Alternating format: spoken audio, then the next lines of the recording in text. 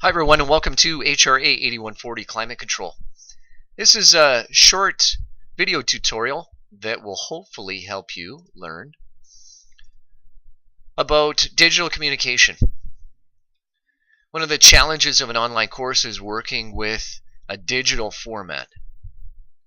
As a student, you're expected to successfully work through various Blackboard activities. For those of you that are tech savvy or tech smart, this may be an easy thing for you. For others, this may be a challenge. This video is to help those who need to learn about digital file formats. For those of you that feel comfortable with this topic, there's no need for you to watch this video. So, digital file formats. Let's take a look at what these are. First thing though, you might ask why. Why do I need to learn this? I'm not going into the computer programming field. I'm not going to be a web designer. Why do I have to look at this?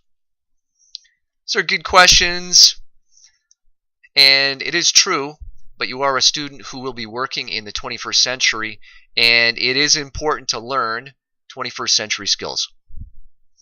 When you work with clients and supervisors in the future, there will be an expectation that you do have these skills. Besides that, it will help you get through this course.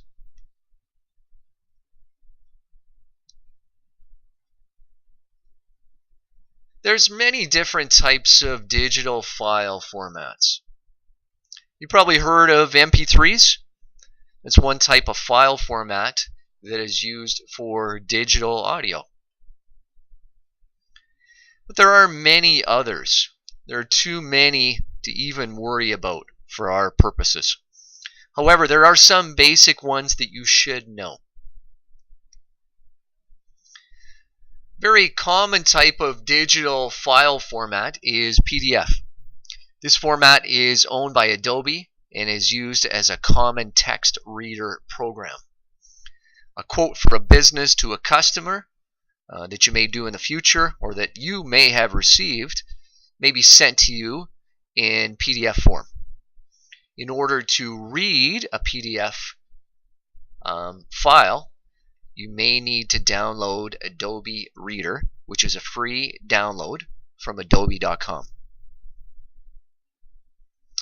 Another common type of digital file format is a DOC or docx digital file format. This file format is used when you create a document in Microsoft Word. A simple document created in a program called Notepad or WordPad, which are free programs that come with Windows, those can be saved in what we call an RTF or a rich text format. Let's take a look at these two different formats. If I go to the Start button, I'm in Windows 7, and if I go to Microsoft Word, and I open up a new document, if I go to File and Save As, in a menu that looks like this here. You should see the same thing when you go Save As. Here I've got the file name, which defaults to doc1, and says Save as Type Word Document. But if I go to the drop-down menu, I click on this button, it gives me a number of different options here. I can save it as a Word document, which ends up saving as a .doc or a .docx. If you're working with an older version of Microsoft Word, those versions for 97 to 2003, that also saves as a .doc. So there are different formats that you can choose from. For the most part, you'll save in this file format here. You are also given the option to save as a PDF if you do wish to do so. And notice that if you scroll down, you can save as a RTF file or a rich text format. If I click on that one and I put in a file name, it will save my file as a rich text format. If I go back to my Start menu, and if I go into a program called Notepad, you can find this if you go to All Programs, and if you go into Accessories, click on that, you'll see that you're offered a number of free programs that come with Windows. In this case here at Windows 7. Comes with Notepad, which is a simple word processing package. One that has a little more complexity that's free is WordPad. If I click on WordPad and open up that program, it's a simple word processing software that I can create documents in. If I don't have Microsoft Word at home, I can use WordPad. And again, if I create a document and I go to save it, I go down to Save As, you can see that I can save the file as an RTF, or a rich text format, or a rich text document.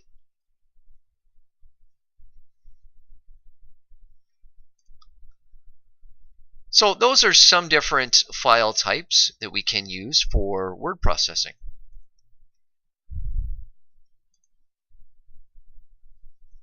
When you're working with images, there's a number of different formats that you can work with. Probably the most common type of image or picture format is JPEG, which is JPG, or you might see it written as JPEG. Another common image format is PNG. Both JPEG and PNG file formats work well for images, as they are probably the best at keeping file formats small and therefore easier to download and upload. If you're a Windows user, the easiest program to edit images with is called Paint. You can find the Paint program in the program menu of Windows. I'm going to show you again using Windows 7. So let's take a look. I'm going to go to the Start button. And again, if I go to All Programs and I go to Accessories, I can find it in here along with my other free programs. I'll choose Paint. And this is what comes up. Paint allows me to do a number of things. I can crop pictures, I can resize pictures, I can rotate pictures. Got a number of different tools. I can add text, I can erase parts of the picture, I can zoom in, I can draw different shapes and different line thicknesses, and I can use different colors. In the next video, I will take a look at some of the features of using Paint and how you can work with pictures and picture formats. I hope this was helpful. I hope that it helps you successfully complete future assignments.